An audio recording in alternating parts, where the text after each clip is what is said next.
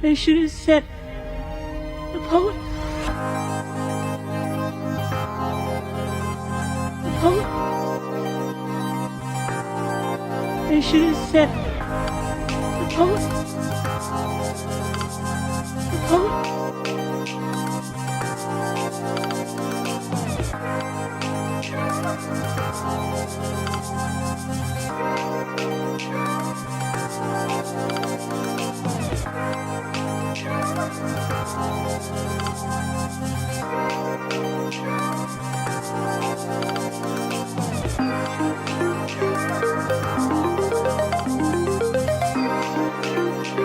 Sending Poets.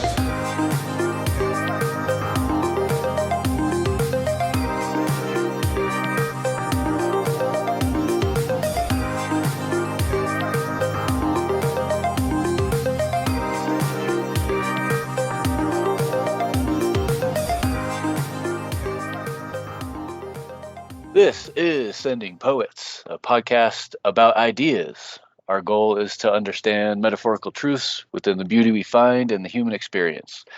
My name is John. With me is Bob and Tucker. How's it going, fellas? Good. Hey, good morning. And we are continuing the three-body problem convos. This time we're going to talk about Einstein's gravity, which should be interesting after the previous episode on Newton's gravity. But to start, this to tie it back to the three-body problem show book, both the Netflix and the Chinese version of the show, they have this trisolar syzygy, the syzygy event, where syzygy is like when planetary or solar bodies are lined up. And in the show book, when the three suns of the planet are lined up, the gravity like stacks, and the people on the planet just start floating up in the air because the gravity is so much more because of the alignment. So we wanted to start with, would that really happen? Is that real? And so, yeah, Tucker, did you want to start with, you had some thoughts there? I think it's highly sensationalized just for dramatic effect. Looking at a couple numbers, the strength of the sun's pull on Earth, where we're at, is 6/10,000th of the strength of Earth's pull on us. Because of where we're located, we're much closer to that body. So, like, another number I looked at, the guy, and I did not have time to check the math, but it looks pretty legit. Did the math and figured out that the weight of a 100-kilogram object on Earth will vary by almost a gram. So plus or minus 0.33 grams, depending on where the moon's at. Because when the moon's on the opposite side of Earth as you are stacking that gravity. But it is less than 1 gram per 100 kilograms that actually changes the effect you feel as an observer. So I'm saying you line all three of the suns up, you're never gonna pull people off the planet like that. You could very well cause severe tidal effects on any planet that had water on it, extreme plate tectonic effects, just because the sun's going to pull the bigger mass object, which is the planet, harder than it can pull a little tiny person on that planet. So it'd much more likely have severe planetary consequences to people who are still stuck on that planet. Yeah. But it made for good TV. Yeah, for sure.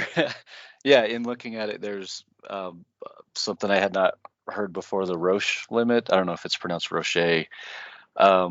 It's the distance from a celestial body within which a second celestial body held together by its own force of gravity will disintegrate, because the first body's tidal forces exceed the second body's self-gravitation. So like you were saying, the plate tectonics, this limit where it would just, the planet would disintegrate or come apart. And Yeah. I don't know if it was the same thing you were looking at, but somebody was saying, it was on Reddit, was just talking about that's why the Saturn has rings, is from these things that were in this limit, and these planetary kind of, or moons or whatever, that were just kind of torn apart by that gravity thing happening, and then the bits of it are just now in orbit and look like rings. So interesting thing. I agree. Made for good TV, made for good story. But well, let's and Tucker, would you elaborate on like the moon and the tides? I think that's a great illustration of a cumulative effect, because obviously it's a minimalized effect when compared to the distance, 98 million miles from the Earth to the sun. But when you have something local, and I'm trying to bring up the fact that we don't know how close these suns were in the three-body system because they're chaotically moving. So what if there's something close? Like what kind of tidal effect do we see just from the moon? Well, I mean, if you think about it, the moon is what pulls the tide. The tides, high tides and low tides, are based on where the moon is around Earth, and wherever the moon's at that time, it's literally pulling a bulge of water, and it's pulling it towards itself. And it can do that because there's so much mass there, and there's so much mass on the moon, that you do get a noticeable effect. When we're a human, if we're 100-kilogram human, you are now never going to notice a less than 1 gram change in weight. But when you're a trillion, however many gallons of water in the ocean, it's still the same force. Proportion, right? It's the proportion. So now you're pulling a mass of water several feet, perhaps, or higher on one side than you are the other.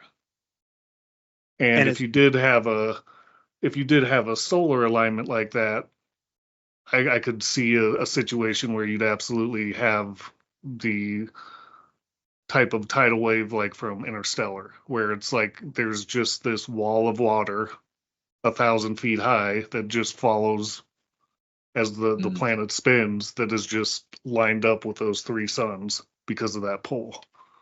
Right. Yeah, it's so interesting that tidal charts are calculatable, and it's due to the heavenly bodies that we are observing and predicting their motion and their distance, to allow us to then calculate tides into the future. I think that's fascinating. Yeah, totally. Also fascinating and timely, after the episode 2 weeks ago when we talked about Newton's gravity, the magical algorithm showed Bob this article from space.com called, the title of the article is "Black Hole Singularities Defy Physics. New research could finally do away with them. How appropriate." We were just talking about these things. And this article talks about gravastars, so we'll put a link in the episode so you can check this out. But I wanted to read a quote from here that was interesting. Excuse me. But in contrast to black holes, gravastars are not expected to have any singularities and are thought to be thin spheres of matter whose stability is maintained by the dark energy contained within them. So that's really interesting. It reminds me of a little bit of, because a basic core concept here is like, maybe we don't know everything that we think we did. Maybe we're still going to learn new things. And it reminds me of the quote from Men in Black, which I have handy here. When Tommy Lee Jones's character's telling Will Smith's character, he says 1,500 years ago, everybody knew the Earth was the center of the universe. 500 years ago, everybody knew the Earth was flat. And 15 minutes ago, you knew that people were alone on this planet. Imagine what you'll know tomorrow. So it's like, this is happening. Like, people are pushing the boundaries of what we know, learning new things. And how cool is that, you guys? And just to put a fine point on it, the importance of this relationship or this concept is to the relationship of not only black holes, but then my hypothesis is to the universe itself, meaning there's a fractal relationship, black holes being a small version, the universe being a large version, and that thin shell of mass that they're calling a gravistar, I'm proposing is what is contributing to the gravitational constant. So the fact that we have a concept of gravity that's relatable from mass 1 to mass 2 divided by the square of their distance from each other times the gravitational constant, that the gravitational constant may not be a artifact, a constant of units to create newtons, the force that we measure gravity in, but it's actually a real thing. It's a literal, physical, existing component of the universe, but just on a much larger scale than what a gravistar would be. But inside the gravistar, you would have a vacuum energy, and it's spinning as well. But inside the universe, if you were inside the universe, you would see what we see, which is nothing, vacuum, darkness, and you would only be able to infer that you're inside a container through understanding of the force of gravity and its relation to the gravitational constants. And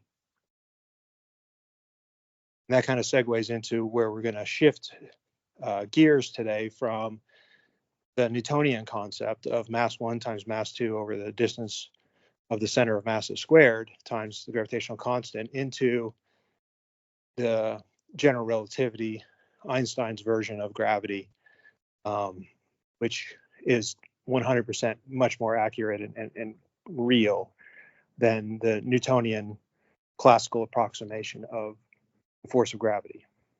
But, Yeah. I'm stoked. Yeah, let's go. Okay. Well, let's just start with general relativity, just real 30,000 foot overview.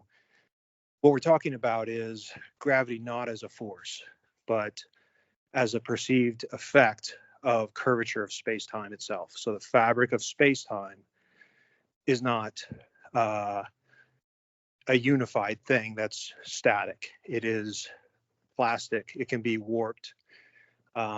We have evidence of gravitational waves, obviously. So ripples in the fabric of space-time created by massive celestial events like mergers of black holes.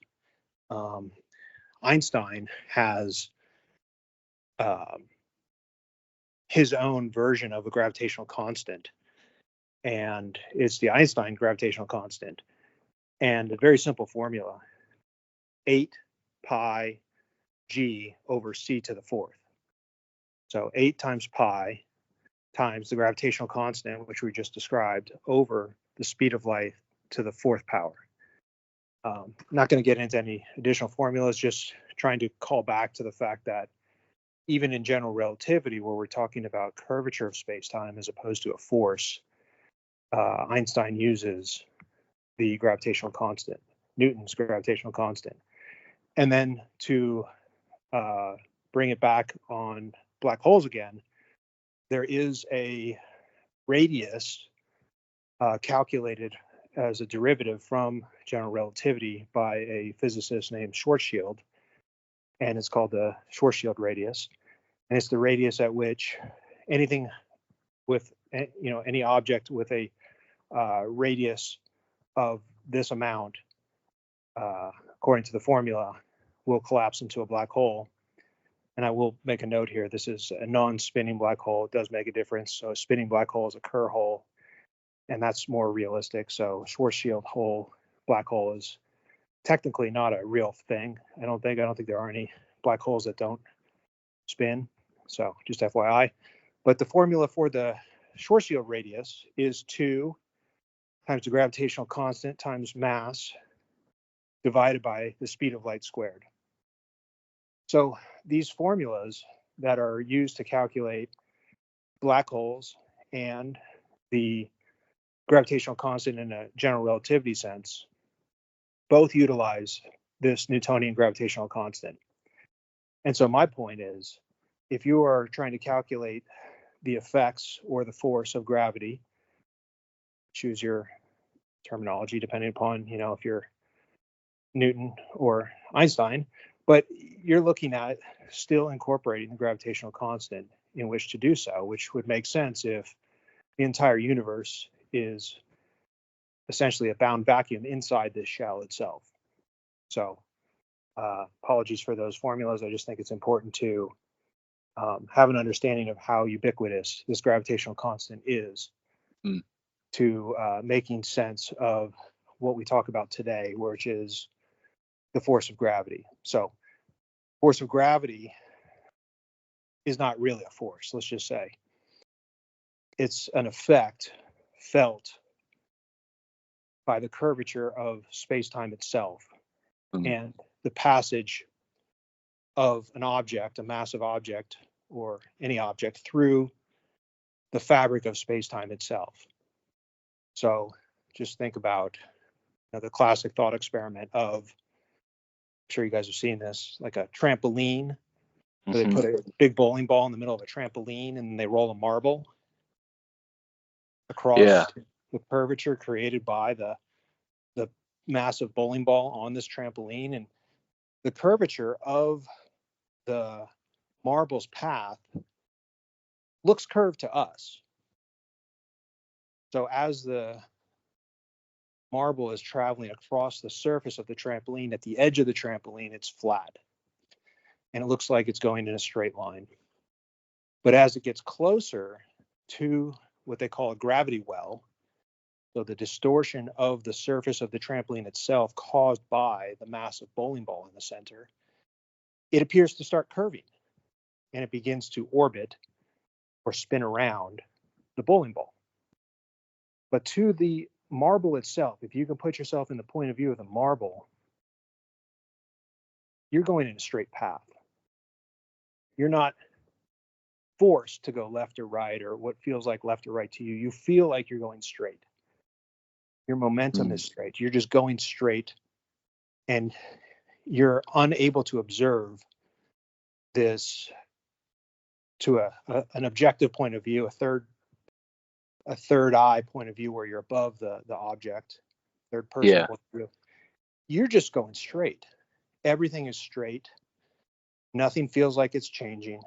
You're just going straight, and only through the observation from above can one conclude that your path is altering. Yeah. Very flatlandy, right? Exactly. It's very flatlandy.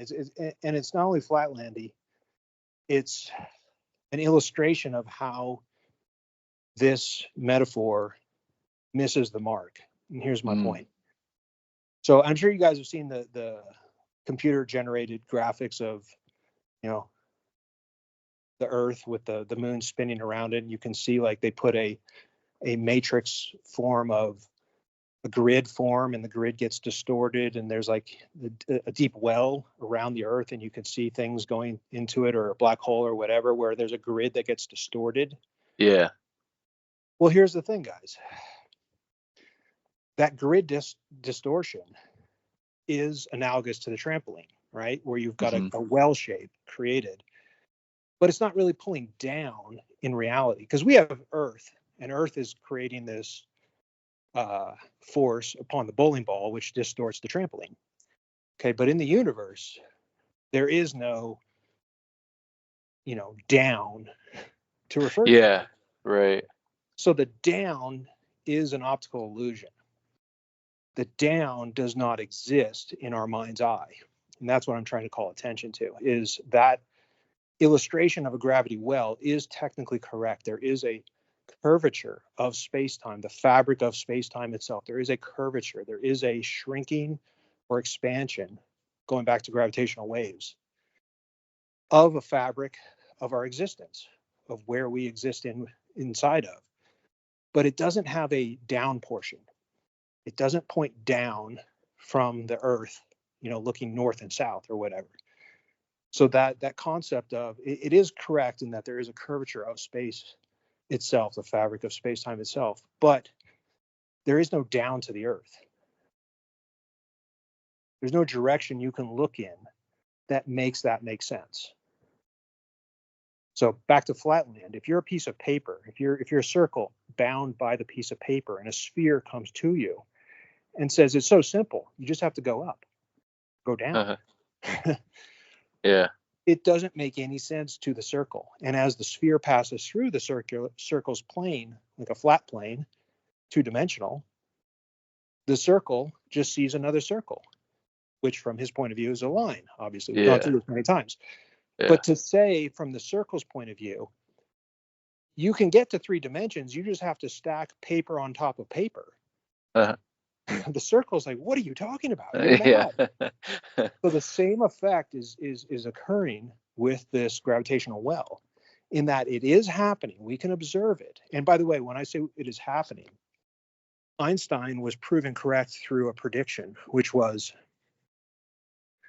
the curvature of space-time creates a gravitational lens effect. It creates a warping of the fabric itself around a massive body like a star, like our sun.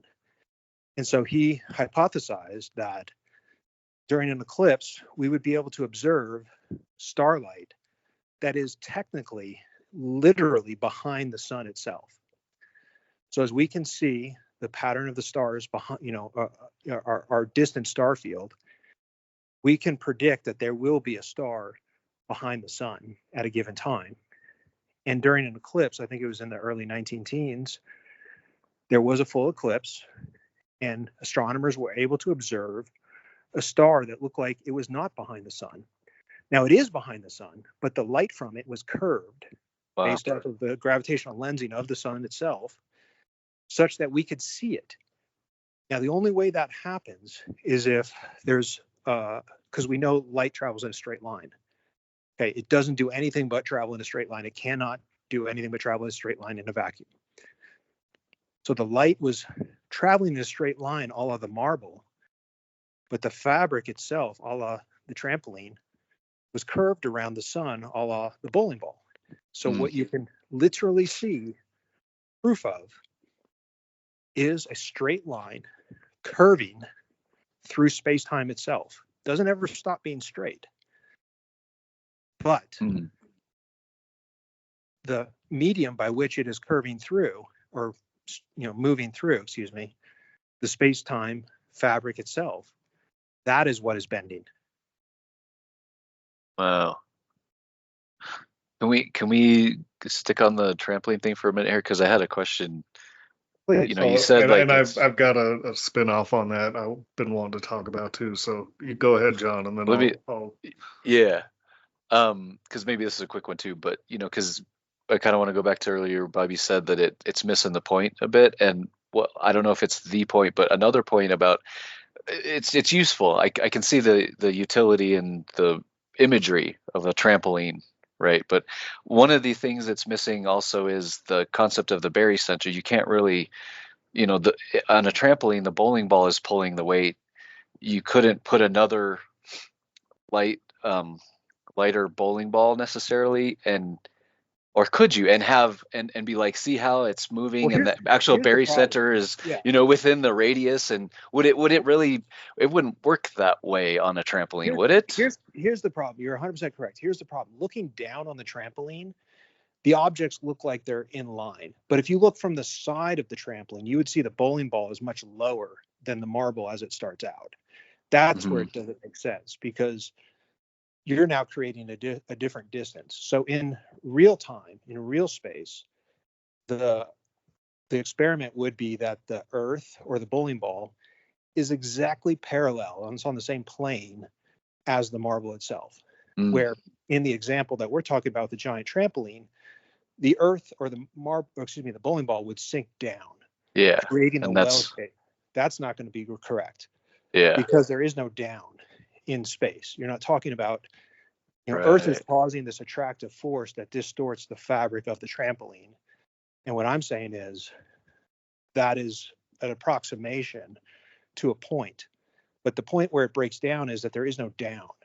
And you're not going to get a depression, a lower depression, looking at it from the side of the bowling ball itself, to the marble, which starts at the top level, meaning the surface of the trampoline by the edge. So they're all going to be exactly in line. So you would have a barycenter, but it wouldn't line up properly without adjusting for the distances, because the distances are different when you look at it at one is below the other one. Yeah, gotcha. Okay, cool. Yeah, and then Tucker, what were you? So I'm really glad you brought in the trampoline part, because I've been building this idea in my head for several episodes, and I think here's my problem with it. It's a good visualization with not enough dimensions, because in reality you have two objects and they're sandwiched by two trampolines, one on top and one on bottom, vacuum formed to those objects, and it goes on for infinity. Like, I don't think we can create an actual model of what is a visual model of what is actually going on, because I think it requires more dimensions than we're capable of visualizing. I couldn't Again, agree more. Flatlandy. Yeah. I literally couldn't agree more. I think let me expound a little bit on this, which I think is so important. When you go from a line, which is length, to a piece of paper, which is length and width, to the line, you have to stack many lines on top of one another. So you have to create a new up and down, just like you're saying, Tucker. And then from a piece of paper, to go from a flat piece of paper to, say, a cube of paper stacked on top of each other, you have to create another up and down. So dimensionality is about creating another up and down. So I love the idea of stacking two trampolines on top of each other, but in a direction you cannot conceive of. Yeah. Wow. That's technically the answer. And that does require, then, going back to, I mentioned it briefly, the gravitational waves. So the contraction expansion of the fabric of the universe itself occurs, and we can test this with interferometers that detect minute changes in the distance of one point to another. And so gravitational waves that are rippling throughout the fabric of space-time can be measured by us now. It's in real time. This really happens now. It's not a figment, not a notion. It's real. And the only way that happens is through this oscillation process, but oscillating where? And the contention would be in this new up and down direction that we can't see. Wow. Yeah. But we have to imagine, based off of the effect and based off of the rules of the game, as it were, that this thing exists. So going back to, making a hollow sphere, if you're trapped inside the hollow sphere, and I'm talking a hollow sphere at great distance, like the Earth is hollowed out and you're at the very, very center of it, and everything is black, and it's a vacuum, you will never be able to understand what is on the outside of that thing. It's just not possible.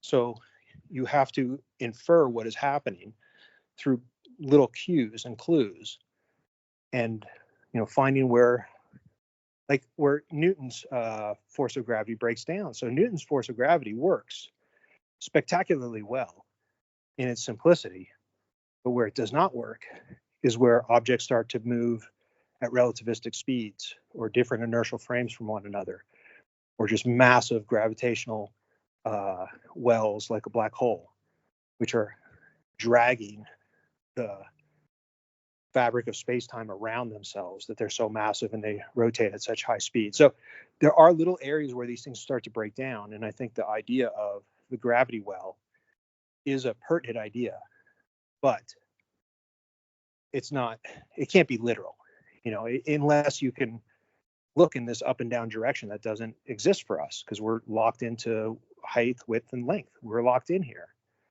And so to, extrapolate in our imagination, our mind's eye, of a trampoline going up and down in a direction that we can't see, that's about as far as we can go.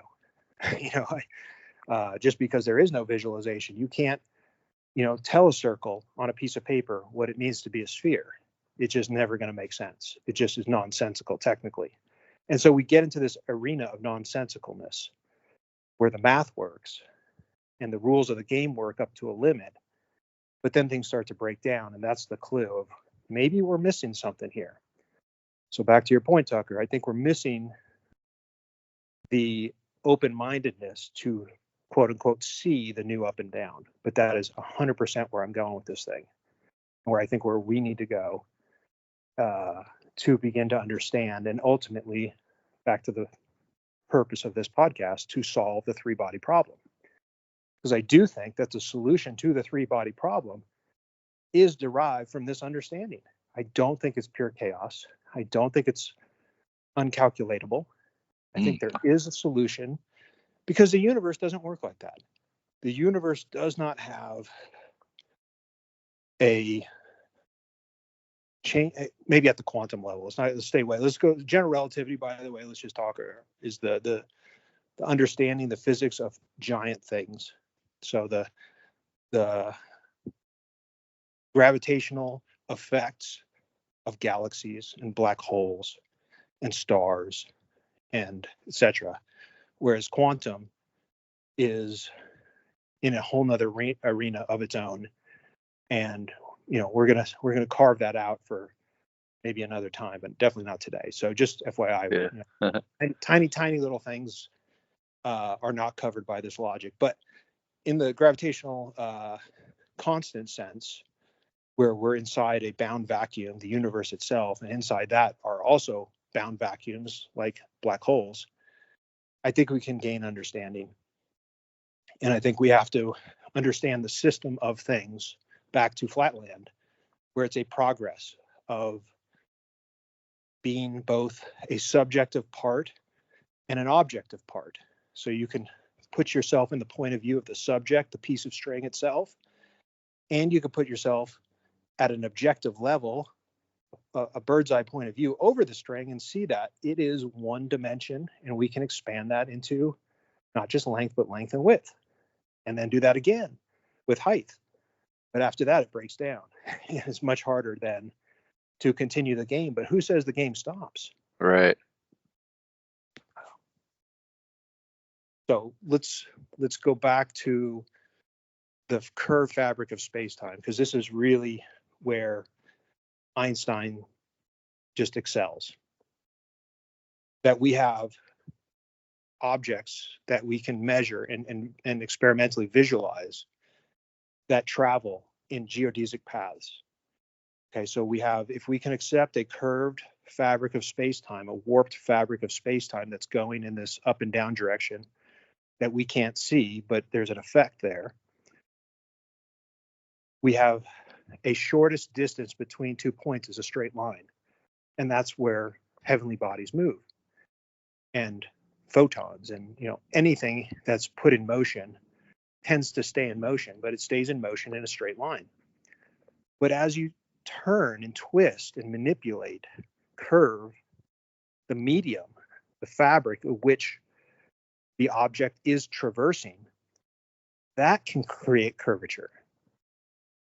So the object itself subjectively is traveling straight. But if you can look above or below an extra dimension, you can now see that the medium by which it is traveling or traversing through, that is what is twisting. It's a really great experiment or thought experiment having to do with these paths. And I think everybody's relatable to this, which is the pathway that you see between a flat map of the Earth and a globe. Oh, yeah. So on a globe, you can go from point A to point B and take a piece of string and mark point A and tie the little string there, and mark point B and tie the string there. And you're going to make a straight line when you pull that string tight. When you take that globe and you try to abstract it and represent it two-dimensionally as a map, well, now your straight line doesn't look so straight. So if you are in the northern hemisphere and you're trying to go from, say, Finland to Halifax, or to go to British Columbia or somewhere, it's going to look like you have this crazy arc in your path. It looks like it will take far longer. Why don't you just go in a straight line? Well, on a map, the straight line distance is not a abstraction of reality. It is a false model. Okay, if you try to straight line on a map, meaning a flat map, two-dimensional map, you are discounting the fact that the sphere has curvature in the height Yeah. dimension. Yeah. And The so straight line on the globe would be like through the planet, right? correct. Like, Exactly, yeah. which does not exist Right. because we're Not discounting. yet. Elon Musk is building like Hyperloop tunnels, right? I mean, that's kind of actually, I don't know. Would a Hyperloop tunnel be curved or would it be straight? I don't know. I didn't mean to derail you there, but like, I love yeah, it, but though. that's the idea. It's like a It tunnel, goes. right? Let me put a finer point on it. It goes back to wormholes. Okay, so Mm. wormholes are straight lines through an apple. No. Where if we have an Yeah. apple and we are bound on the curvature of the surface of the apple, well, it takes a certain distance to go from side A to side B of the apple. But if you are a worm and you can just dig right through the middle of that thing, Yeah. you can go a much shorter route. And by going that shorter route, if you were from the point of view of the outside of the apple, you could exceed the speed of light. So assuming that the distance and the amount of your velocity is the speed of light, the maximum speed, you know the minimum amount of time it would take to get from side A of the apple to side B. But if you're the worm, you just go right through. So it's 100% a concept of dimensionality, meaning the added dimension of height in the globe causes a change to the path as observed in the two-dimensional boundary of the map itself. Yeah. Nice. I like how that kind of came together. I've read and seen videos before, but this one really, thanks for explaining it that way. It really kind of, it's very vivid in my mind. So, And by the way, anybody out there, Google Great Circle. And this is the concept by which we plot our paths for airliners versus, what you would see on a map if you drew a straight line between city A and city B at great distance, because you have to account for the fact that you are not only going north, south, east, west, but you're also going up and down. yeah. Okay.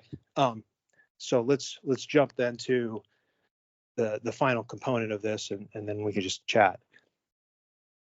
So integrating now this concept of a curvature of the fabric of space-time, where the effect of traveling through a curved space-time is perceived as gravity. It's not technically a force.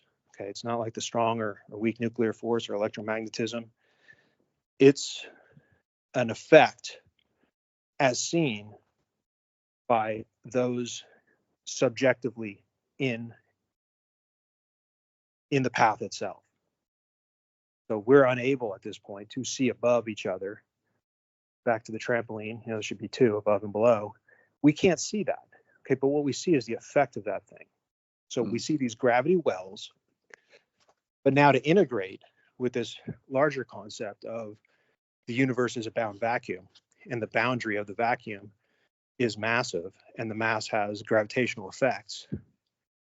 I'm going to integrate a gravity well with a new concept called the gravity hill. So imagine like an anthill, very, very large anthill. And at the very tippy top of the anthill, there's a little carve out, like a little trampoline up there. And that little trampoline has a well shape. But the well sits atop a hill. So we have our localized gravitational well caused by our sun, the star that we're bound to, and we're rotating around it, spinning around it, trapped in this geodesic path based off of the warping of the fabric of space-time in its vicinity. But that sits above this giant hill, and the giant hill is the gravitational effect of the shell itself. So we're all talking about being bound into the fabric of space-time that's warping around an object. But what if you're not outside the object? What if you're inside the object? So last episode, we talked about a thought experiment where we hollow out the Earth. So when you hollow out the Earth, you're still bound by the curvature of space-time itself, but it's inverted. pulling in all directions at once. Now, if you go a little bit too far to one side, you're going to start sliding down the hill and you'll be pulled to the edge more than you are pulled to the center. But when you're in the middle of this thing, you're fixed. You're stuck. Now, you're stuck if you can see the big picture. But if you're just focusing on the little picture of the Earth rotating around the sun and the moon rotating around the Earth, etc., infinite number of times, everything is outside of everything else. So it all works as a well. But when you're inside the massive body, if you're in the center of the massive body, the effect works as a hill, where you're perched up above, and it counteracts the attraction of the little well objects inside. So it keeps them from slamming into each other as hard as they normally would.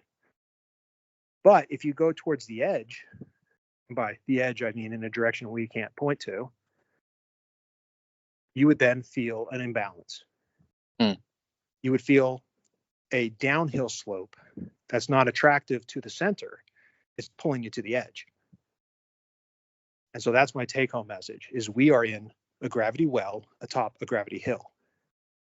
But the gravity hill is so big and so far away, and because we're inside of it, we can't see it from the outside in. We can only see it from the inside out.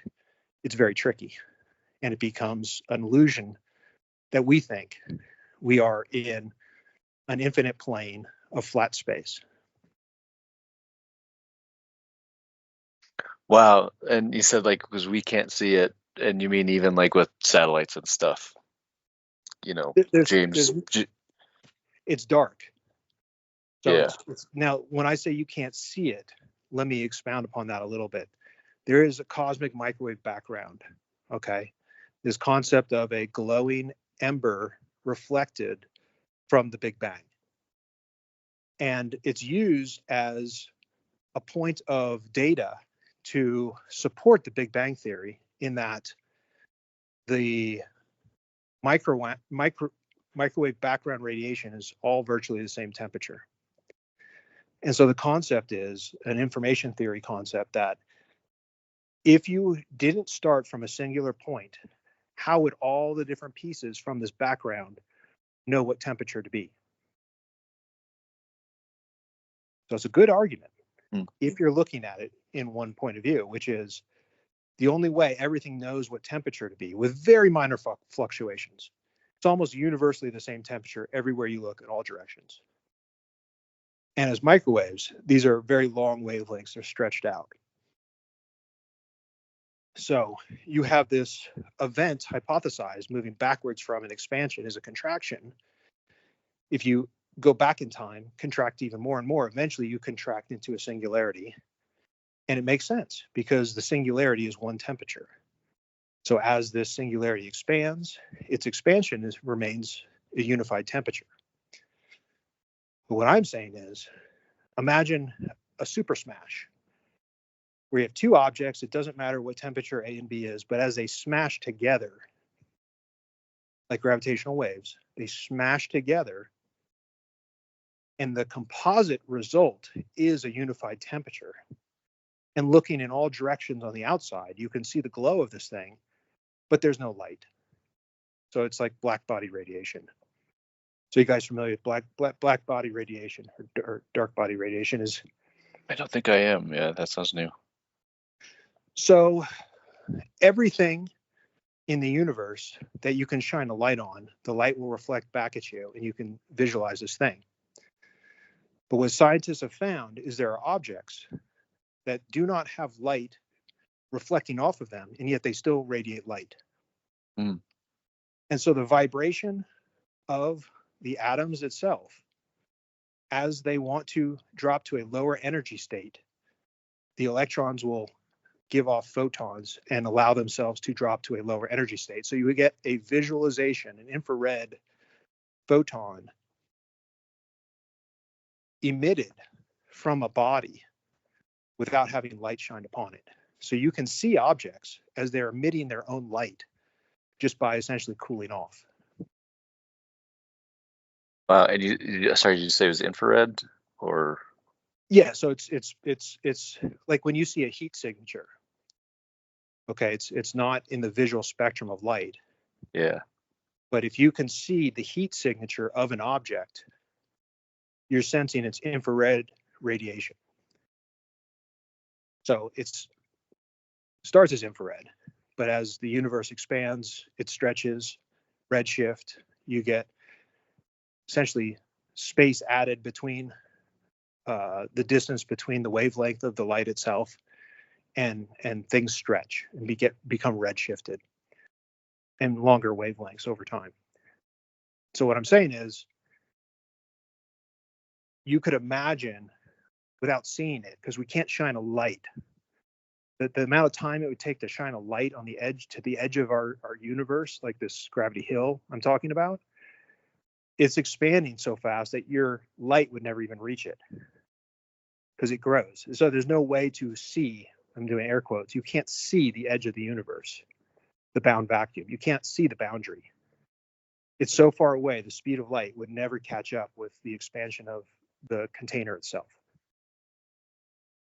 So you can't shine a flashlight on the edge of the universe and have it bounce back to you to see the mass of the edge of the universe. But it still radiates, still emits, background glow from the super smash event. Wow. So as it cools, it's emitting photons that allow the electrons to lower their energy levels. And the nature of the universe is to essentially get to the lowest, most stable energy level possible.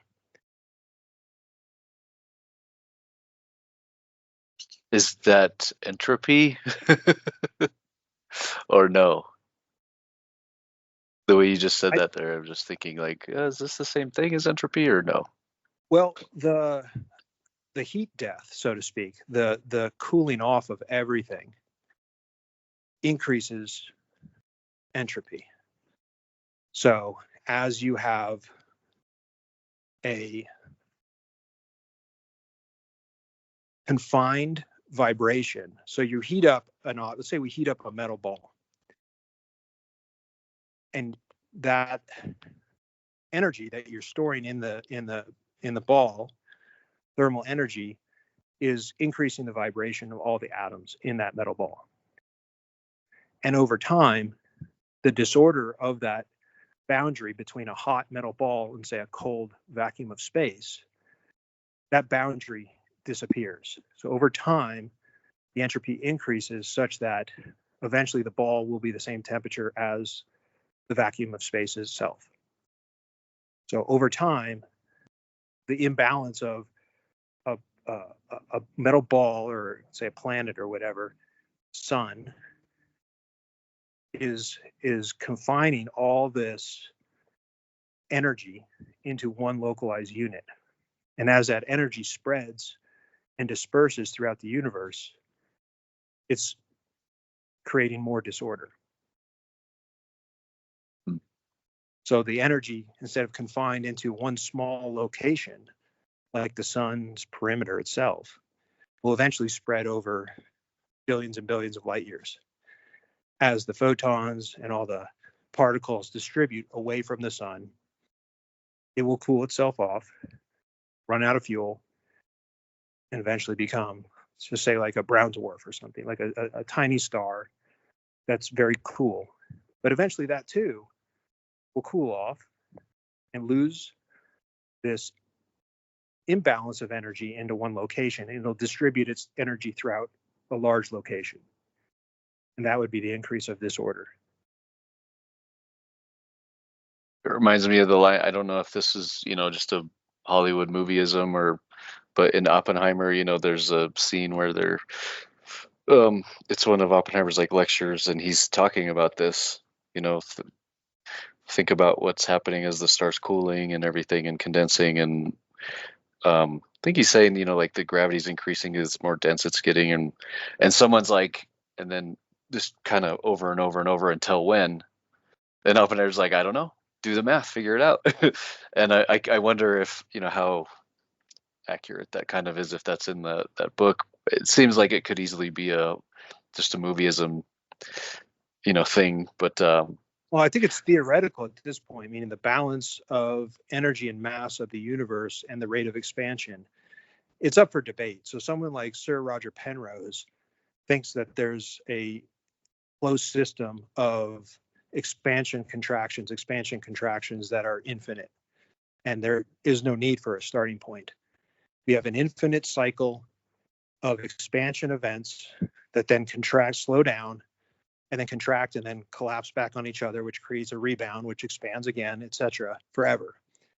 And then the other concept, and that's the big crunch. So the idea is the universe expands. The expansion is checked by the amount of mass internal to the system, and it eventually collapses back in on itself in a big crunch. Then there's the heat death of the universe, where the universe expands and it just cools as it expands, right? Because you increase the volume with maintaining the amount of energy in the system. If you increase the volume, the temperature decreases, and it just essentially cools off to absolute zero eventually. And there's a heat death of the universe where everything expands from everything else. Even atoms distance each other from one another, and everything just breaks down into a heat death. And the universe just dies slowly by cooling off in the heat death of a forever expansion situation. And nobody knows. Like, that's not, something that people can say, oh, this is what's going to happen. Nobody really knows. And I don't think Oppenheimer would have, created a definitive solution to that, because we don't have it today. That is not something that is known. It's still, one of these things that kind of looking back, it's inverse of looking backwards and trying to project backwards into the Big Bang is to project forwards into, are we going to end in a big crunch or a heat death of a forever expansion? Well, I think the bigger problem is, as you brought up, we can't see what's outside the jar. And to have a definitive answer of what's going to happen long term, you have to know what's outside the jar. Because if in a big smash type creation event of a universe, what's stopping another one of those from happening at any time? Agreed. And so, yes, heat death and the Great Collapse are two ways to describe what could happen, leaving out that we know nothing about what's outside the jar, and we never will. Agreed. And there's the third point, which is like a stasis point, where the balance is exact, such that it expands to a point where it stops, and then it no longer expands and no longer contracts, and you just get like a static universe. And I think that's been disproven. I think the amount of understanding we have about the expansion rate of the universe that's observable, the amount of observable mass, and then dark matter and dark energy, I think we've kind of discounted that third option as not feasible. But once upon a time, let's just go back to once upon a time, talk about this, call back to the Men in Black quote. Right around Einstein's time, people thought the universe was fixed, that it was just always this size. There was no expansion, there was no contraction, there was nothing. It was just, why wouldn't the universe just be what it be? And that was the common understanding for, a long, long time, till Hubble, realizing that all heavenly bodies are moving away from each other. Think about that. Everything is moving away from everything else at increasing speeds. Yeah. And I'm saving. So we'll go into that a little bit next time, because it does feed into this three-body solution. But that's where we're at. We're at a point of expansion of the universe right now. We have a Hubble constant, we have a rate of expansion, and we have an increase of this rate over time. does it? Because I kind of want to go back to this flatland concept, this dimensional thing we can't know. We'll never know. We can't. I don't know. Is there sometimes, don't you think it's like the way we frame it up and the actual words we say, like, because in that Carl Sagan video talking about flatland, he's talking about a tesseract, but he says, well, you can see the shadow of it. There you go. So is there some is there another side of if there's this higher dimension that we just aren't part of, we can't see it, we're not able, never. It's a black Is hole. is there is there another? The shadow of that multi-dimensional, that higher level, is the black hole, and that's how you can see the outside of the universe. You can't really see it, to Tucker's point. Okay. Nor will you ever. I mean, maybe we create an artificial intelligence that is structured with higher dimensionality or whatever, and it can see it and come back and report the results. Yeah. But So it's maybe to say, like, with the limitations of our eyeballs, when we talk about what we can see, right? Yeah. Visible spectrum of light radiation. In that context, yeah, maybe we will never be able to see, but doesn't mean we won't ever be able to understand, conceptually. Well, right? Here's my thought. Like, you talk about you need a new up and down, and to me, it's already there. It's in and out. It's in and out of the actual fabric of space-time. Yes. And that's basically, I'm moving from point A to point B through the fabric without traveling the distance. Is it possible?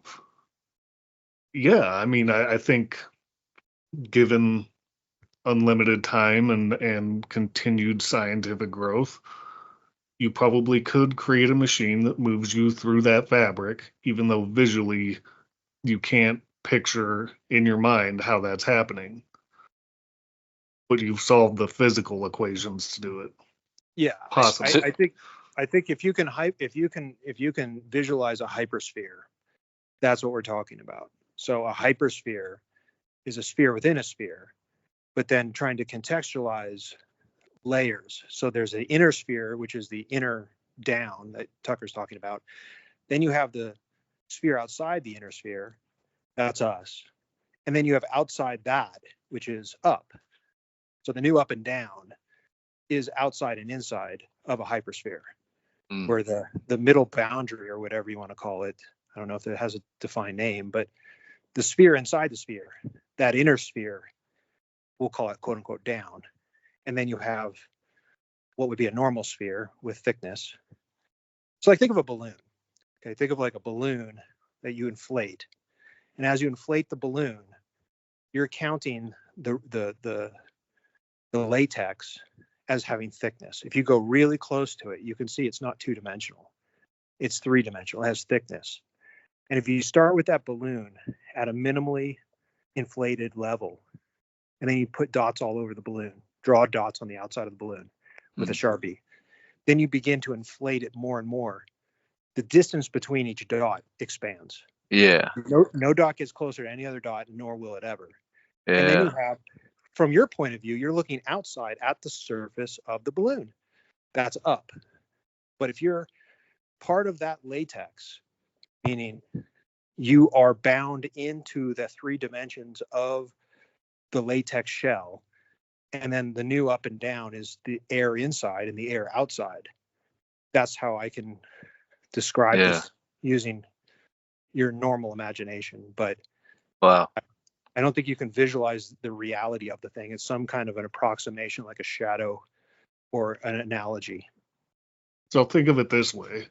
You have the two dots on the balloon, right? Now you pinch those two dots. Ripples of space. And then you poke a hole through those two dots with a needle, and you've instantly traveled all that distance. Totally, now, folding it up. This is going back to like Oppenheimer. Can we create a nuke without lighting the whole atmosphere on fire? So I'm going to say, can you create that wormhole without popping the balloon we're all in? Nice. Yeah. Well done. I like that. Well, it goes back. Sorry, John, go ahead. I was going to say, I don't know that this is the same thing, but does this kind of relate with the quantum entanglement stuff of the SOFONs in three-body problem? SOFONs, that's the word, right, that they use for the way that they're able to sort of, see what's going on Earth. I would say that they are SOFONs. I would say that, so I'm coming up with these three laws to reimagine what we see, not say physics is wrong or, observable phenomenon are not correct or whatever, but to say, look, there's 3 additional pieces. One is a super smash. One is we're in a bound vacuum. And the other is everything is a wave. So to the everything is a wave, that goes to quantum entanglement. So when you create a signal, they can be entangled such that if you measure one signal as a waveform and you collapse its waveform and you get an answer of spin up or spin down, you will immediately know what the answer is on the other side, no matter what distance it is. So you have this entanglement through a creation event. And as long as it's not disturbed, these waveforms can propagate at great distances.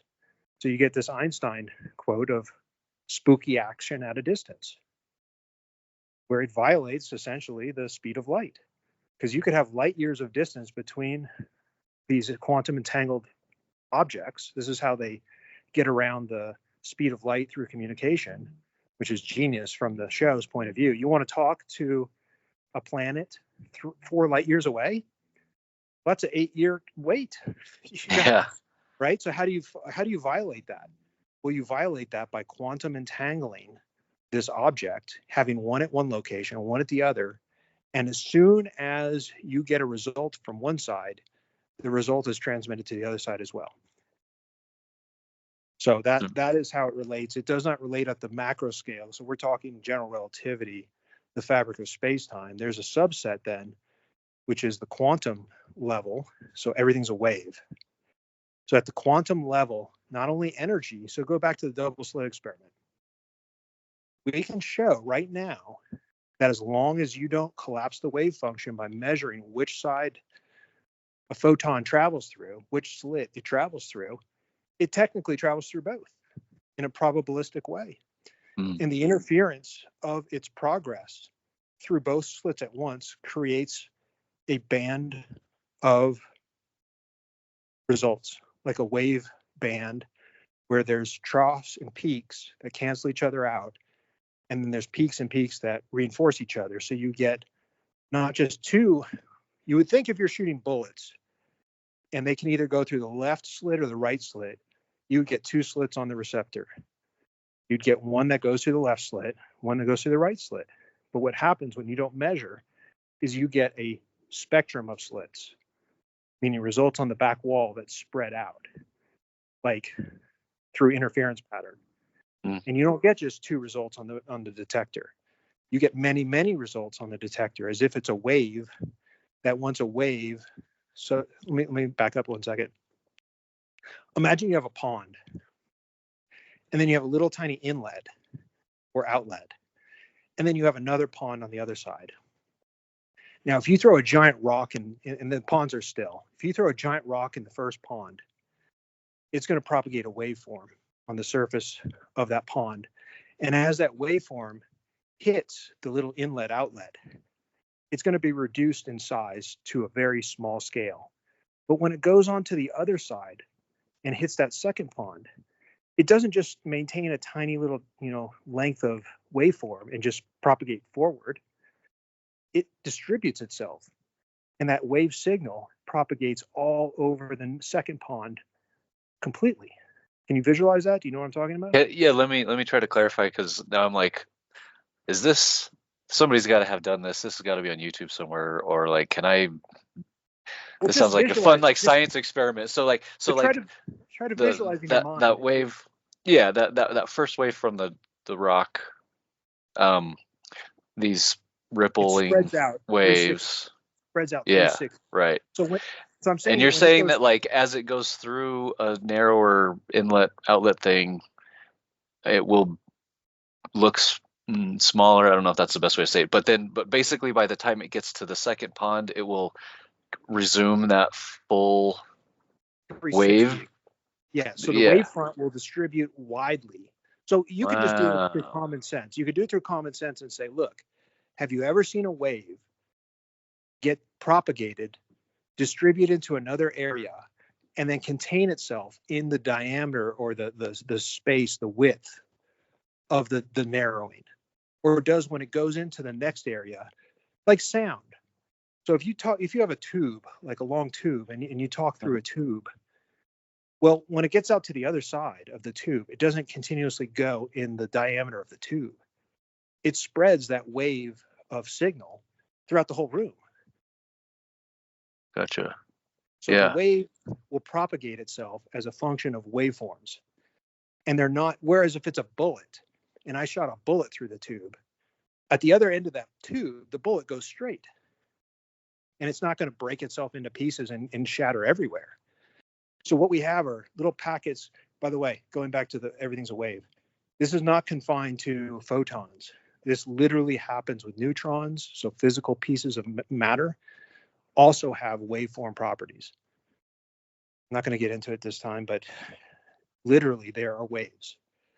And there's experimentation and experimental results that confirm this. At the level of a neutral massive particle or neutrons, they are quantum in state. They can do the double slit experiment as well, and they perform as waves. So everything in the universe is a wave, and the waveform has a special property of propagation.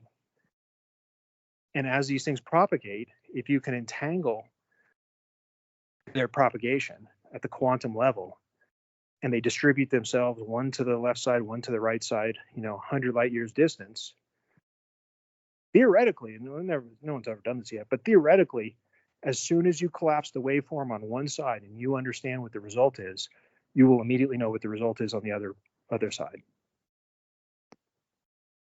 And that's how very neat.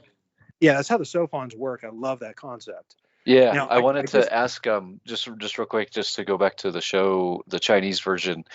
There's 30 episodes. I'm in episode 18. They haven't even mentioned the word sophon yet, but there has been 6 or 7 episodes where there's just a real quick shot of what I assume is the sophon. If I hadn't watched the Netflix one, I wouldn't know what was going on, but it's a very bird's eye view, but it's like starts zooming in to the first time it happens, it's in the particle accelerator, and it's showing like, oh, they're the Santi are messing with the results of the what they're expecting these particle accelerator experiments to do, and that similar to the Netflix version, it's like, oh my God, all these results are just so not what we expected. Physics must not exist anymore or whatever. But I thought that was really neat in the show, that they're like showing little bits from the sophon's point of view, and what it can do. I was curious in the book, are there any just small quick chapters of like the sophon is flying through the Earth's atmosphere, and is there anything like that or sort of. no? They do have a point at which, spoiler alerts, they do have a point at which humans become aware of that they're being observed through these sophons, and they also become aware that it's a dimensional unfolding. So imagine you have a very tiny little thing like a proton, and because the mass is so small, the rest mass, you can accelerate these things to a considerable fraction of the speed of light. And so the Santi are able to send these little sophons at essentially light speed to come spy on the Earth. And the way they spy is by having multiple lower dimensions that are folded up. And on those lower dimensions, essentially it's a computer circuit. So you can create a computer on the 2-dimensional surface that's unfolded. And they do go into extensive descriptions about the experimentation on the Santi's part to try to get the unfolding exactly right, so that you can get it to essentially a giant 2-dimensional layer of sophon that has a AI computer integrated circuit embedded into it, so to speak. And so it's able to do computation like an AI would with a circuitry and programming. Yeah. And then it can fold itself up and be almost invisible and I can't remember, there's something about its interaction with the vacuum that creates it, propulsion or something, I can't remember, but there is a point that humans catch on and they realize we can shoot these things down, meaning if any of these things unfold, you could easily poke a hole in it and blow it to pieces. It's essentially like two-dimensional, so it's got no structure, but it's got surface area. Wow, And, very cool. But there's definitely a gap in the sci-fi physics Sure. about how here's the gap though that I'm kind of disgruntled with. Once you collapse the waveform, you cannot re-entangle these objects at a distance. You would have to create another entangled pair. And then, so anytime there's an interaction, so if the SOFON is interacting with anything, like the physics experiment, it could do it one time. And then there would be a collapse of the waveform, such that they're no longer quantum entangled. Mm. And so there is this issue where they kind of skirt around by having a continuous interactive state of their SOFONs, but never explain how the quantum entanglement is maintained even after collapse of the waveform. Because it does require collapse of the waveform for SOFON A to communicate with SOFON B. So when they're in waveform state as a probabilistic computation, essentially the cat is both alive and dead at the same time, Schrodinger's cat, that's fine. But as soon as you open the door and see if the cat is alive or it's dead, Yeah. well, now the waveforms collapse. You have a given answer, even though it's a probability before you open the door. Once you open the door, it's not a probability anymore. It's literally alive or dead. And so you can't go back. Like you can't do that again without restarting the quantum entanglement process. Yeah, that makes sense. Yeah. I mean, if any sci-fi actually had it figured out, it'd be real tech already. Right? Well, I love the idea of having this real-time communicative effect. I think that's genius level. I don't think you can do the story without some sort of, if everything is 8 years between Sure. interaction, whatever, it doesn't work. So they had to make it work. And I think this is one of the most genius components of the book is to work like Tucker says, at least a sci-fi version that's reasonably interesting and explanatory to making this, because the speed limit of the universe is the speed limit of the universe. It's really hard to get around. Yeah. But now I would like to go back and shed some light, or have Tucker shed some light on this concept of like the folding of the balloon, because I think that's literally it. I think I mean, are there experiments? Are there conceptions? Like what? Because I'm saying like the gravitational wave detectors are detecting micro instances of this folding. It's begun. We can see it right now, quote unquote, see it with LIGO. Okay, this ability to detect very small contractions and expansions of the fabric of space-time. So we can kind of see these gravitational waves rippling through the surface of the balloon right now. It's real. It's not science fiction. It's real. And in so doing, not only can I think we're going to open ourselves up to real communication in the universe, radio waves are ridiculous. Gravitational waves are where it's at. If you want to communicate within the universe intelligently, I think using light or radio or any sort of communication we've been doing is like, monkeys banging on rocks or something. Yeah. The telegraph. Thank you. It's Morse code on a telegraph, but Yeah. wire. It's never going to talk to something in the moon or further. So I think having the ability to detect and eventually transmit gravitational waves, that's where it's at. And then number two, if we're having the balloon fold over, like Tucker said, and potentially poke a hole between the folds, like he said, well, it's proof. It's circumstantial proof that there is a new up and down. That's what I'm focusing on. Well, you know what? And I almost need to rethink that balloon thing, because the reality is the two dots are inside the balloon. They're not on the outside. We're in the vacuum. We're inside the balloon. So can you then just squeeze those two parts together and you're just there without creating a door? You're not Well, actually just so we're going clear. through the balloon. You're just folding the balloon till you are where you want to be. Just so I'm clear, when you say the vacuum, you mean the vacuum is the latex of the balloon? No, I'm saying picture the balloon as the shell of the universe. We're inside it. So the dot, any two dots are going to be somewhere in the 3D sphere inside the balloon, and we're So just. I'm saying the inside of the balloon is not at all of our dimensionality. That is the down. That's the place we can't go to. So the Okay, balloon, gotcha. the surface of the balloon, it looks like a surface to us, but has thickness. There is 3 dimensions in the surface of the balloon. So if you're trapped in the surface of the balloon, by surface of the balloon, I mean the full thickness of the balloon. So obviously, when I say you draw let's say you don't draw a dot on the surface of the balloon. Let's say you inject a color inside the balloon without popping it. Let's just say it's a really thick latex balloon.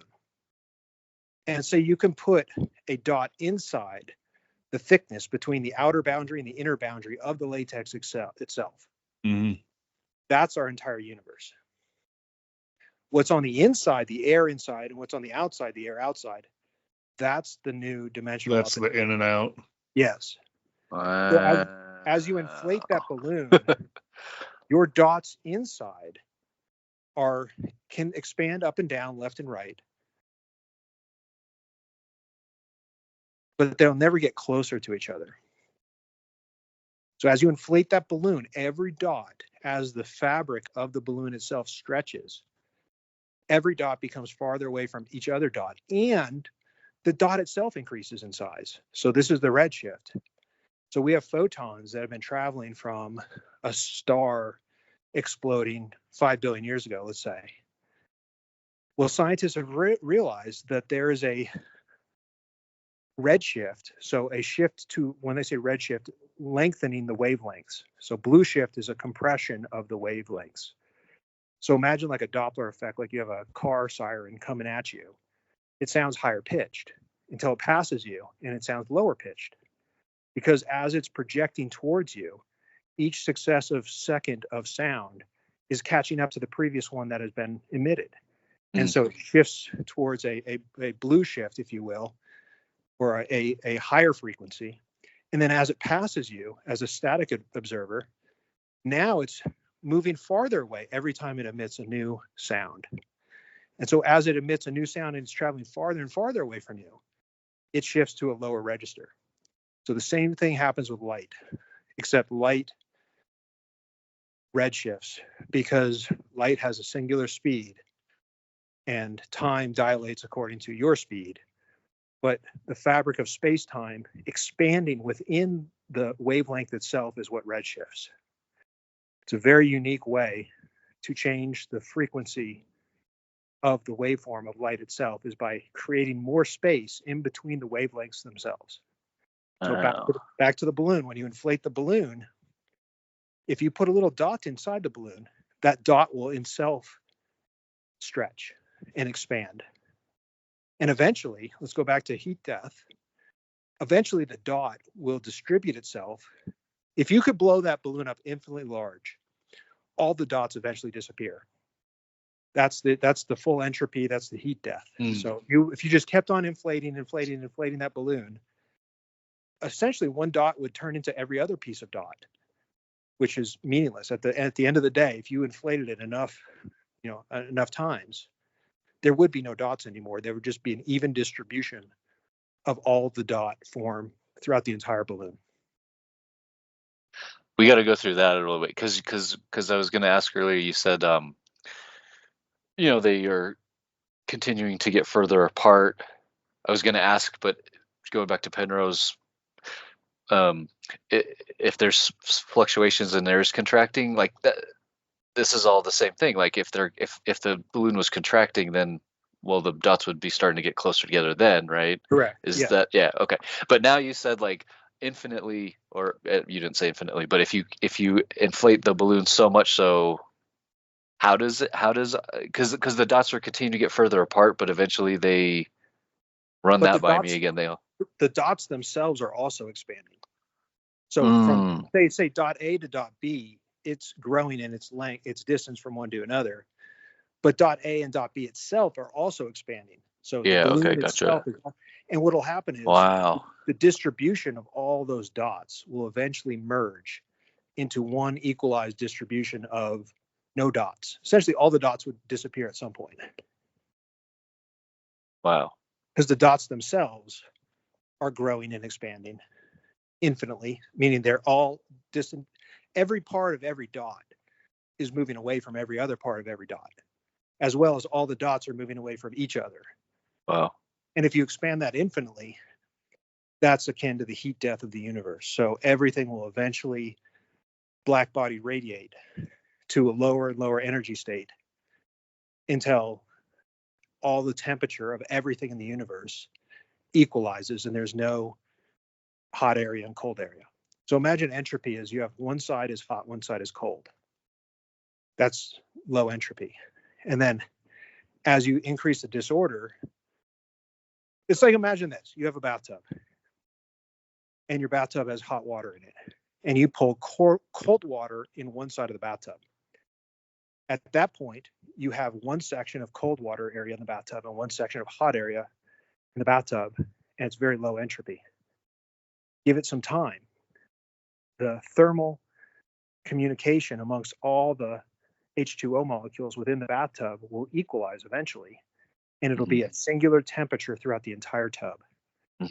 Maximum entropy. Everything is unified in a disordered state. Wow. So we have a moment in our universe's history, theoretically, if it goes to heat death, where we have little hot pockets. Hot pockets. Hot pocket. and we have the cold background of space. But those hot pockets are radiating at all times. And eventually they will radiate themselves such that their distribution of energy or heat will permutate throughout the entire fabric of space-time itself, and everything will just equalize as a disordered state, maximum disorder. Wow. It's very gnarly to think about. It's good times. We live in interesting times, Yeah. Yeah, well, like we said at the beginning of the show, that space.com article, it's in the Men in Black quote and everything, like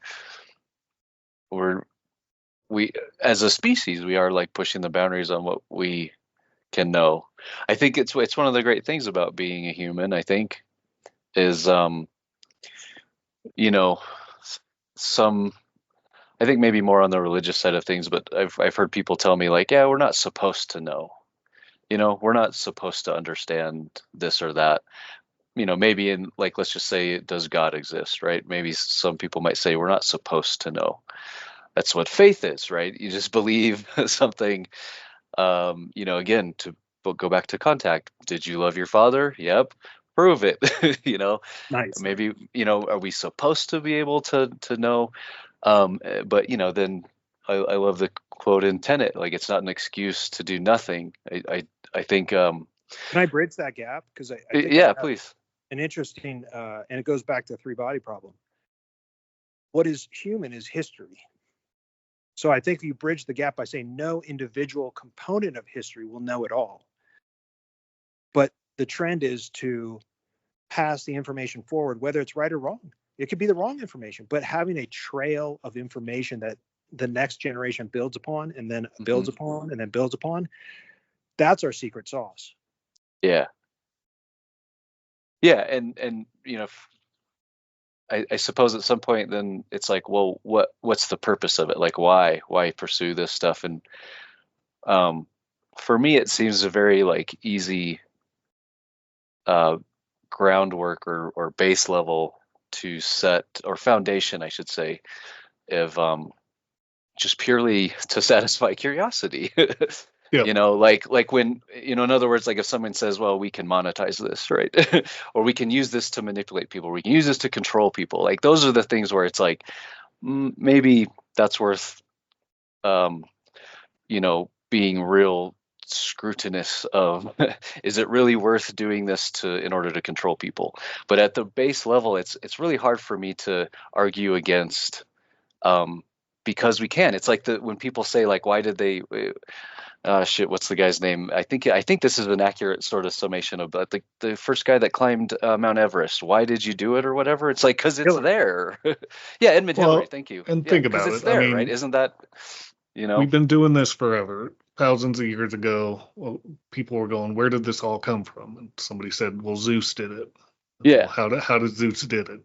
Yeah. And then, or how did Zeus do it? Well, they created some very human-centric stories where the gods acted like humans and acted like they thought a god would and created their own myths. Well, that's fine and well. We've done that for generations. Right. Now that's a good story. Well, what is an accurate story? Yeah. And that's where we're going now. Like, yeah. Let me ask you, Tucker, because I think you had mentioned this, and we'll probably do a full pod on this at some point. What was that Lex Friedman episode where the guy had the grabby aliens? I'm trying to remember what that guy's name was.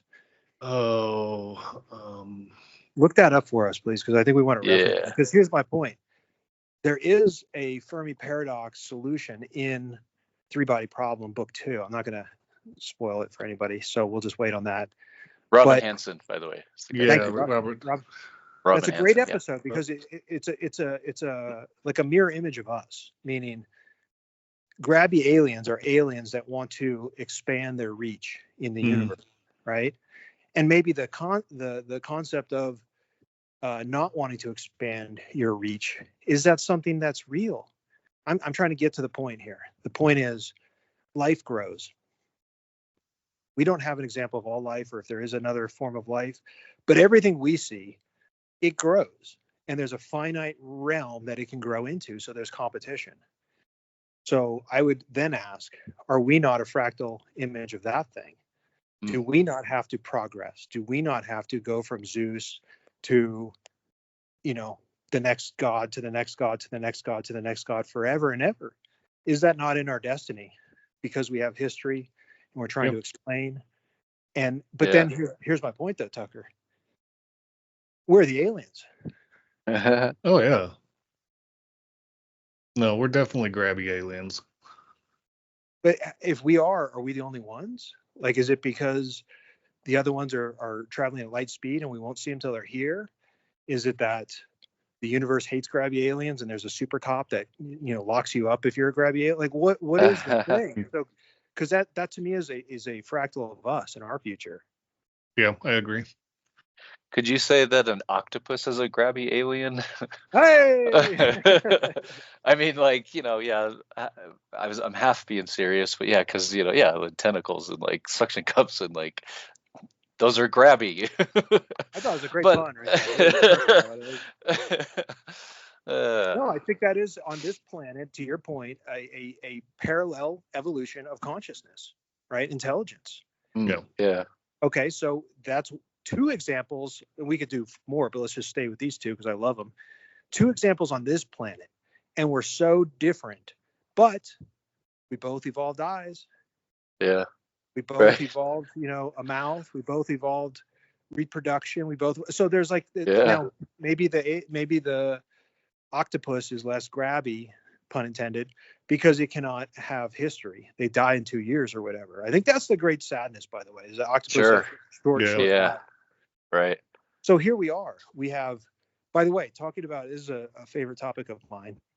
Humans are one of the very, very, very, very rare species of animals on this planet that have menopause. Think about that.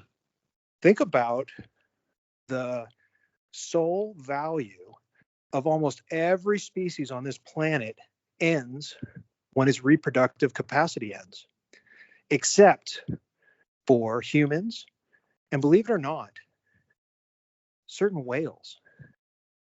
So I think it's orca, I think it's narwhal, I think it's like some toothed whales. But that's it's like literally 5 examples. Please check my work, Google this. There's literally like 5 examples, humans included, of animals that we have discovered on this planet that have menopause. And I think the social aspect of these creatures is what I'm talking about when I talk about history.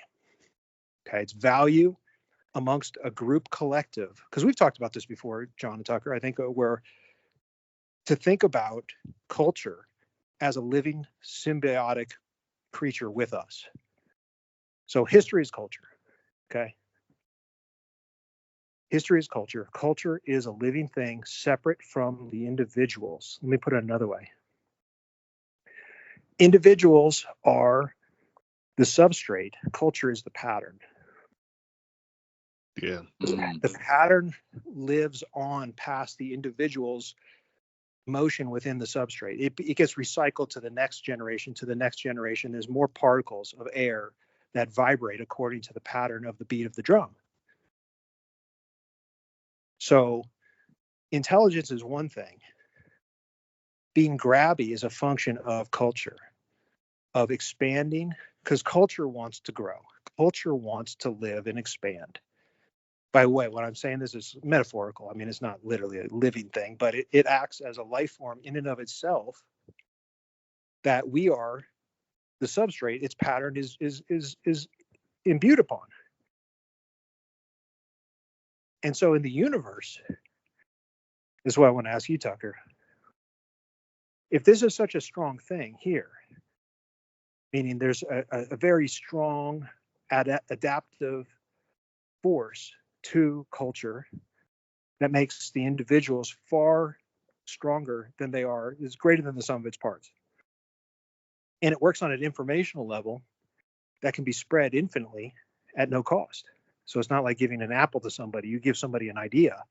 You both have the idea. So there's no zero sum game here. So there's like a special thing. So where is the evidence in the universe of the grabby aliens or the culture or the downstream effect of growth? I would argue there could be, because we were talking about the fabric of space-time possibly being a dimension we can't actually fathom. I don't then think we can say how information on whatever level travels throughout that fabric. Because if it's connected to everywhere and nowhere all at once, it is the fabric. We can't see the pattern that flows through that fabric. We can't step up. We're stuck in the fabric. We can't step away from it, get a bird's eye view, and see the pattern that flows through it. Yes, sir. And so it could be that information, that consciousness does travel through the fabric of space-time in a way that we are not able to see. Yeah. And that we're all tuning in to that radio somehow. Some better than others, some different stations than others. But Tesla thought he was doing it. Uh-huh. Yeah. It's hard to say. I don't, like I said, I don't think we're capable of seeing the big picture, because at least right now, we're three-dimensional creatures. Yeah. But again, it's not an excuse not to try. Exactly. You know what I mean? I love it. Yeah. Exactly.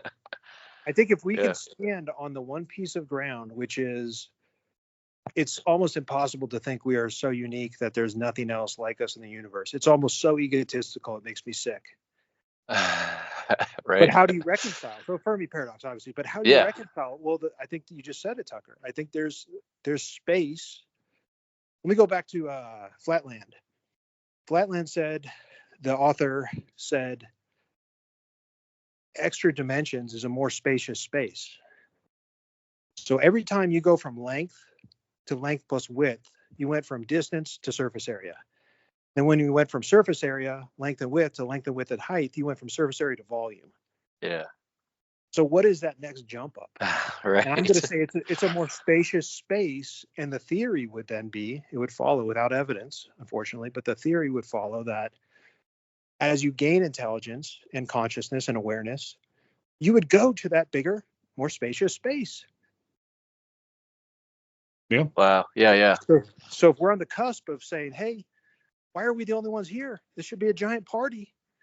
I think that should move us in the direction of looking, quote unquote, for where the party's at. It's in space +1. Yeah. Inside here, no, but realistically, the black holes.